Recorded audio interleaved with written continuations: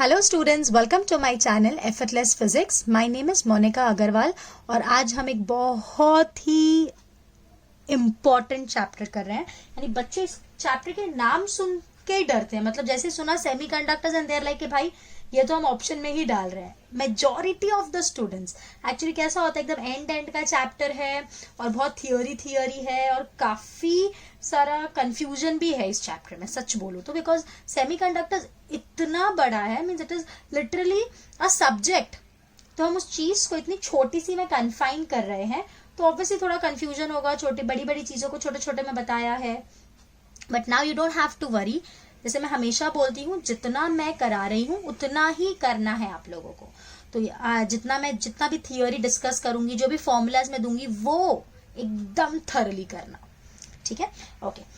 और इससे 2 क्वेश्चंस तो आने ही वाले हैं, ठीक है? तो 2 मार्क्स आपके बहुत इंपॉर्टेंट रोल प्ले करते हैं। डोंट थिंक कि इसमें एक मार्क्स से आपके कितने रैंक पीछे चले जाते हो आप।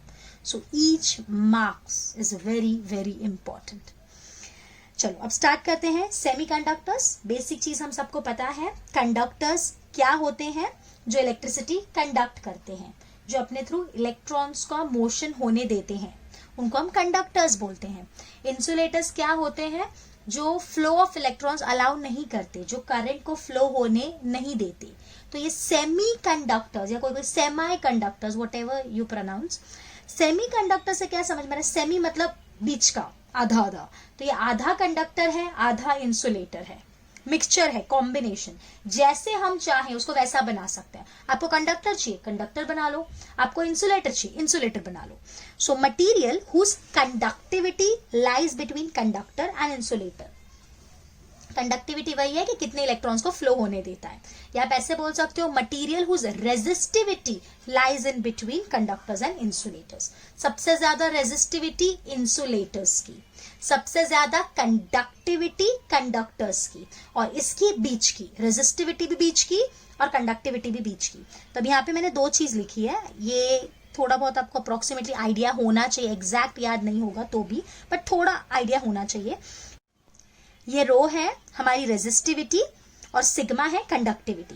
तो मेटल्स की रेजिस्टिविटी लाई करती है 10⁻² से 10⁻8, कंडक्टिविटी 10⁻² से 10⁻8। उसके बाद सेमीकंडक्टर्स की 10⁻5 से 10⁻6। देखा आप लोगों ने, रेजिस्टिविटी बढ़ गई और कंडक्टिविटी कम हो गई 10⁻5 से 10⁻6। इंसुलेटर की बात करेंगे तो रेजिस्टिविटी और बढ़ जाएगी 10⁻11 to 10⁻19, बहुत हाई है। एंड कंडक्टिविटी बहुत लो है 10⁻11 to 10⁻19। इसमें अच्छी चीज क्या है पता है? ऊपर 5 6, नीचे भी 5 6, खाली प्लस माइनस का फर्क है। यहाँ पे 11 19, यहाँ पे -11 -19, तो ये याद रह सकता है। हाँ, एक और चीज, यहाँ पे जो सेमीकंडक्टर्स जो मटेरियल होते हैं, उनके आउटर मोस्ट शेल में 4 इलेक्ट्रॉन्स होते हैं। तो वो कोवेलेंट बॉन्ड बनाते हैं, शेयरिंग करते हैं। देखो बहुत ज्यादा डिटेल नहीं करा सकती, as you all know time restriction है, एग्जाम बहुत नजदीक है और ये रिवीजन लिस्ट है। तो थोड़ी बहुत चीजें एक्सपेक्ट आपको पता होनी चाहिए। नहीं भी पता है तो जो जो बोल रही हूँ वो दिमाग में बस बैठा लो। तो 4 इलेक्ट्रॉन्स होते हैं इसके आउटर मोस्ट शेल में, मीन्स एक कोवेलेंट बॉन्ड बना के रखते हैं, ठीक है? ओके। अब हम आगे बात कर रहे हैं वैलेंस बैंड और कंडक्शन बैंड की। जो आप सबको पता होगा कि जो हमारे इलेक्ट्रॉन्स होते हैं, ये क्या करते हैं? ये न्यूक्लियस के आजू बाजू गोल गोल चक्कर काटते रहते हैं, राइट? तो कुछ इलेक्ट्रॉन्स ऐसे होते हैं जो सिर्फ चक्कर काटने का ही काम करते हैं। मतलब वो कभी भी वो जो काम करे ना गोल गोल घूमने का, उसको छोड़ के बाहर नहीं आ सकते। मीन्स अगर ये अपना न्यूक्लियस है तो ये इलेक्ट्रॉन है, तो इसको हमने एक ही काम दे दिया है कि भाई तुझे सिर्फ इसके आजू बाजू गोल गोल ही घूमना है। तो ऐसे जो इलेक्ट्रॉन्स होते हैं उनको हम बोलते हैं वैलेंस इलेक्ट्रॉन्स। और कुछ इलेक्ट्रॉन्स ऐसे होते हैं जो आउटर मोस्ट शेल में होते हैं, वो क्या करते हैं? वो एक न्यूक्लियस से दूसरे न्यूक्लियस, दूसरे न्यूक्लियस से तीसरे न्यूक्लियस जंप कर सकते हैं, मीन्स फ्री होते हैं। तो अपन फ्री इलेक्ट्रॉन्स उनको बोलते हैं। तो जो इलेक्ट्रॉन्स अपन बोल सकते हैं बंधे हुए हैं, जो मूव नहीं करते, वो सिर्फ गोल गोल घूमने का ही काम करते हैं, उनको हम वैलेंस इलेक्ट्रॉन्स बोलते हैं। और जो इलेक्ट्रॉन्स फ्री होते हैं उनको हम कंडक्शन इलेक्ट्रॉन्स या कंडक्टिंग इलेक्ट्रॉन्स बोल सकते हैं। तो वैलेंस बैंड में कौन से इलेक्ट्रॉन्स होंगे? ऑब्वियसली जो वैलेंसी का काम कर रहे हैं उन सारे इलेक्ट्रॉन्स की जो भी एनर्जी है उसको हमने सबने यहाँ जितने भी इलेक्ट्रॉन्स हैं उनकी जो भी एनर्जी है वो सब इसमें आ गई, और जो फ्री इलेक्ट्रॉन्स हैं उनकी एनर्जी वो यहाँ पे आ जाएगी कंडक्शन बैंड में, ठीक है। So what is valence band? The energy band formed by the energy level of valence electron, यानी वैलेंस इलेक्ट्रॉन्स की जो भी एनर्जी है, जैसे किसी की है 10, किसी की है 11, किसी की है 12, तो अपन ने 10, 11, 12 ऐसे सबको ज्वाइन करके एक पूरा बैंड बना दिया, तो उसको अपन बोलते हैं वैलेंस बैंड।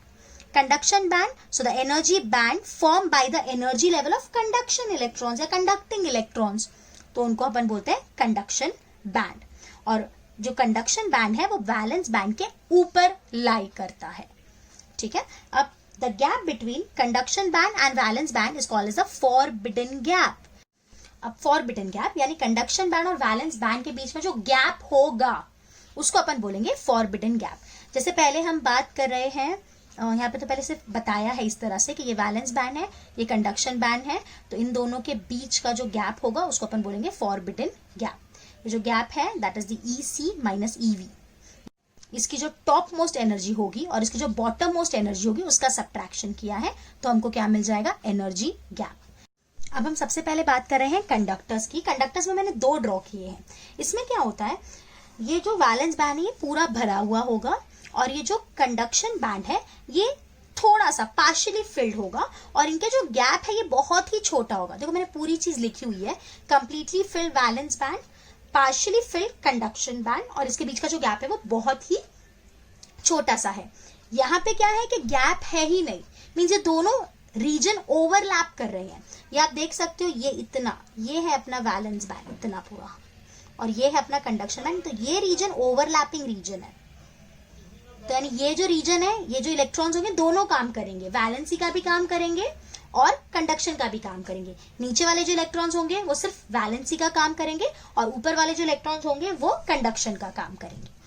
तो कंडक्टर्स में या तो बहुत स्मॉल गैप होता है जो फॉरबिडन गैप है, या तो वो होता ही नहीं है, ओवरलैप हो जाते हैं दोनों रीजन। अगर मैं सेमीकंडक्टर्स की बात करती हूँ तो सेमीकंडक्टर्स में ये जो गैप है ये होता है, ये कभी भी ओवरलैप नहीं करेंगे, but this gap is less than 3 electron volt. ये 3 इलेक्ट्रॉन वोल्ट से कम ही होगा। अगर हम जर्मेनियम की बात करते हैं so this is about 0.7 electron volt, और अगर हम सिलिकॉन की बात करते हैं so it is about 1.2 electron volt. ये आपको याद रखना है, मैं स्टार मार्क कर रही हूँ तो आपको याद रहेगा, ठीक है। अब हम क्या बोल रहे हैं, अगर टेम्परेचर 0 है, यानी रूम टेम्परेचर भी नहीं है, 0 केल्विन की बात हो रही है यहाँ पे, सो वैलेंस बैंड जो है वो हमारा पूरा भरा हुआ होगा और कंडक्शन बैंड हमारा पूरा खाली होगा, और ये बिल्कुल एक इंसुलेटर की तरह काम करेगा। रूम टेम्परेचर पे क्या होता है ना, इसको इलेक्ट्रॉन्स को इतनी एनर्जी मिल जाती है कि ये वैलेंस बैंड से कंडक्शन बैंड में चले जाए। वो किसकी वजह से मिली? टेम्परेचर की वजह से। लेकिन अगर 0 केल्विन है मतलब टेम्परेचर है ही नहीं, मतलब एनर्जी ही नहीं है इलेक्ट्रॉन्स के पास ऊपर जाने की, तो वो ऊपर जाएंगे ही नहीं, तो सारे के सारे इलेक्ट्रॉन्स कहाँ रहेंगे? वैलेंस बैंड में। So valence band will be completely filled and conduction band will be completely empty at 0 temperature, and at room temperature this is partially filled, आप बोल सकते हो, एंड ये भी फिल्ड होता है। उसके बाद as temperature increases electrons go to conduction band and the conductivity increases, जो जस्ट मैंने आपको एक्सप्लेन किया कि अगर हम टेम्परेचर बढ़ाएंगे तो इलेक्ट्रॉन्स को एनर्जी मिलेगी और वो कंडक्शन बैंड में जंप कर देंगे। Next is insulators. इंसुलेटर्स में क्या होता है ना, ये जो गैप होता है वैलेंस बैंड और कंडक्शन बैंड में ये बहुत ज्यादा हाई होता है, this is greater than 3 electron volt. हम चाहे भी तो इन वैलेंस बैंड को इतनी एनर्जी नहीं दे सकते कि वो कंडक्शन बैंड में जंप कर जाए, means conduction band is completely empty. मैं लिख देती हूँ, इस केस में कंडक्शन बैंड पूरी तरह से खाली होगा, कंप्लीटली एम्प्टी होगा। और यही केस हम बोल सकते हैं सेमीकंडक्टर्स में। सेमीकंडक्टर्स में 0 टेम्परेचर पे पूरा खाली होता था तो वो इंसुलेटर जैसा बिहेव करता था, यही हो गया आपका इंसुलेटर। ये पूरा का पूरा खाली होता है, सारे के सारे इलेक्ट्रॉन्स कहाँ होते हैं? वैलेंस बैंड में। ओके, अब हम ये तो जस्ट ओवरव्यू हमने पढ़ा कि क्या इंसुलेटर्स हैं, क्या कंडक्टर्स हैं और क्या सेमीकंडक्टर्स है। अब हम इसमें डिटेल में सेमीकंडक्टर्स ही पढ़ने वाले हैं। तो सेमीकंडक्टर्स हम बोल सकते हैं 2 टाइप के होते हैं, एक होते हैं इंट्रिंसिक सेमीकंडक्टर और एक होते हैं एक्सट्रिंसिक सेमीकंडक्टर्स।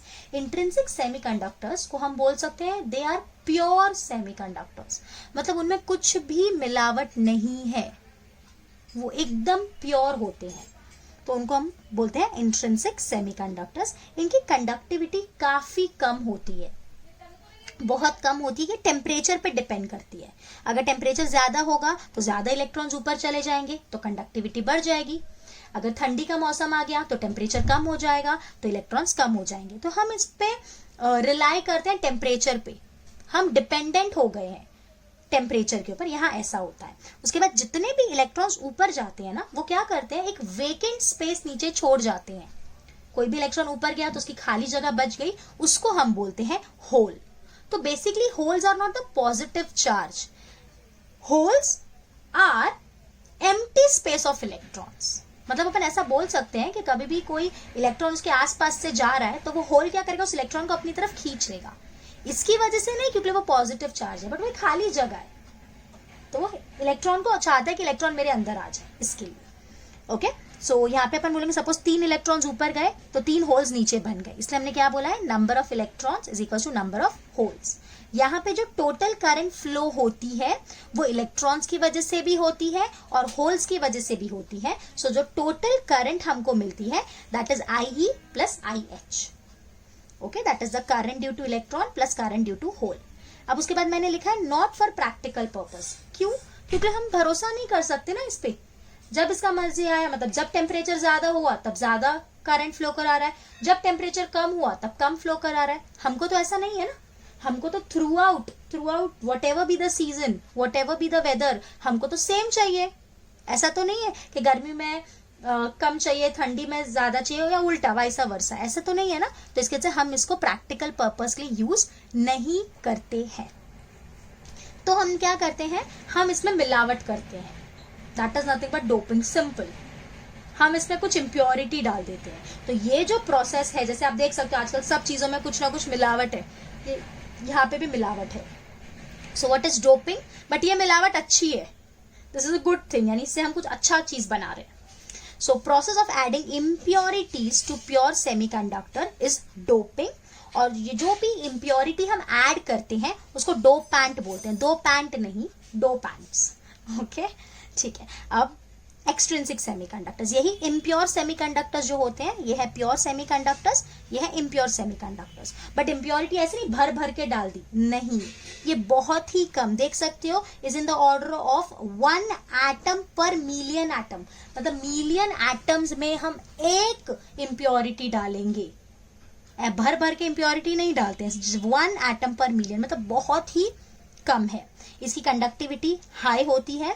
ये जो है वो खाली टेम्परेचर पे डिपेंड नहीं करता, वो इम्प्योरिटी पे भी डिपेंड करता है, टेम्परेचर पे भी डिपेंड करता है। ये सिर्फ और सिर्फ टेम्परेचर पे डिपेंड करता था, तो ये दोनों पे डिपेंड करता है। And it is use for practical purposes. अब इसको हम डे टू डे लाइफ में हमारी अलग अलग अप्लायंसेज में जैसी रिक्वायरमेंट होती है वैसे हम यूज करते हैं, जो आगे मैं आपको बताऊंगी। अब ये जो एक्सट्रिंसिक सेमीकंडक्टर्स हैं, जो हम इम्प्योरिटी डालते हैं उसके बेसिस पे इनको 2 पार्ट्स में डिवाइड किया है। एक है एन टाइप सेमीकंडक्टर और दूसरा है P type semiconductors. N type semiconductors में हम पेंटावैलेंट इम्प्योरिटी डालते हैं। पेंटावैलेंट इम्प्योरिटीज वो होती हैं जिनके आउटर मोस्ट शेल में 5 इलेक्ट्रॉन्स होते हैं, उनको हम पेंटावैलेंट एटम्स भी बोलते हैं। ओके, तो हम सेमीकंडक्टर में अगर हम ऐसे एटम्स डाल रहे हैं जिनके आउटर मोस्ट शेल में 5 इलेक्ट्रॉन्स हैं, तो उसको हम बोलते हैं एन टाइप सेमीकंडक्टर्स। जैसे एग्जांपल के लिए आप ले सकते हो, example phosphorus, antimony, SB is antimony and as is arsenic, ऐसी इंप्योरिटीज। और ये एमसीक्यू में पूछते हैं क्योंकि ये टेक्स्ट बुक में भी नाम दिया हुआ है, तो ये हमको याद करना पड़ेगा। उसके बाद pentavalent atom has a tendency to donate electrons. ये क्या करते हैं, ये अपना एक इलेक्ट्रॉन दे देते हैं। समझ में आ रहा है? यानी कैसा होता है ना, इसको कितने इलेक्ट्रॉन्स चाहिए थे सेमीकंडक्टर्स को? 4, इसके पास कितने हैं? 5। अब इसके जो 4 हैं वो जो हमारे सेमीकंडक्टर्स हैं उनके 4 के साथ पेयरिंग कर लेंगे, इसके पास एक बच जाएगा इलेक्ट्रॉन, तो इसलिए हम बोलते हैं this is the one which donate electrons, ये दानवीर है, and hence they are called as donor impurity. और इसमें number of electrons number of hole से काफी ज्यादा होता है। यहाँ ऐसा नहीं है। ये कौन सा है? प्योर सेमीकंडक्टर्स में दोनों बराबर हैं। यहाँ पे number of electrons is very very large then NH। So majority current किसकी वजह से फ्लो होगी? इलेक्ट्रॉन्स की वजह से। और माइनॉरिटी करंट किसकी वजह से फ्लो होगी? होल्स की वजह से। तो आप मेजॉरिटी करंट बोलो, मेजॉरिटी कैरियर बोलो, एक ही चीज है। यहाँ पे माइनॉरिटी कैरियर्स होल है और ये इलेक्ट्रिकली न्यूट्रल है। बच्चों के दिमाग में ऐसा है नैन टाइप सेमीकंडक्टर्स मतलब नेगेटिव है, नहीं, ऐसा नहीं है। हमने मिलाया क्या है? एटम्स को मिलाया है ना, और एटम्स तो न्यूट्रल होते हैं, तो इसकी वजह से ये भी इलेक्ट्रिकली न्यूट्रल होता है। Next is P type semiconductors. इसमें हम वो इम्प्योरिटी ऐड करते हैं जिसके आउटर मोस्ट शेल में 3 इलेक्ट्रॉन्स होंगे। So trivalent impurities are added to the pure semiconductors. इसके एग्जाम्पल है इंडियम, बोरॉन एंड एल्यूमिनियम। ये इसके कुछ एग्जाम्पल्स हैं जो हम इसके अंदर मिलाते हैं। ओके ये क्या करते हैं? इनके आउटरमोस्ट शेल में सिर्फ 3 ही इलेक्ट्रॉन्स थे, तो ये उनके साथ पेयर होंगे, तो 4 और 3 7 हो गए, तो अभी भी एक जगह खाली हो गई ना। तो एक जगह खाली है means what? It is a hole, so it has a tendency to accept electrons. Means ये क्या क्रिएट करते हैं? होल्स क्रिएट करते हैं, इसलिए इनका नाम है एक्सेप्टर इम्प्योरिटी। मतलब ये लेना जानता है और ये देना जानता है। This is donor, this is acceptor. ये इलेक्ट्रॉन्स क्रिएट करते हैं, ये होल्स क्रिएट करते हैं। यहाँ पे क्या ज्यादा होंगे? होल्स, तो इसलिए क्या लिखा है? NH is very very large then NE। Number of holes is very very large then NE। तो यहाँ पे मेजॉरिटी कैरियर होल्स है, माइनॉरिटी कैरियर्स इलेक्ट्रॉन है, ये भी इलेक्ट्रिकली न्यूट्रल होता है। उसके बाद ये एक इंपॉर्टेंट है, ये याद रखेंगे, Ne into NH is equals to Ni square. What is Ne? Ne is the number of electrons, NH is the number of holes and Ni is the density of intrinsic carriers. तो ये एक constant है, ये भी आपको MCQ में easily मिल जाएगा। Okay या so that's it in this video. बाकी का हम नेक्स्ट वीडियो में करेंगे। Okay and if you really liking my efforts, please share it with your friends, like my videos and don't forget to subscribe. Till then, bye bye, take care.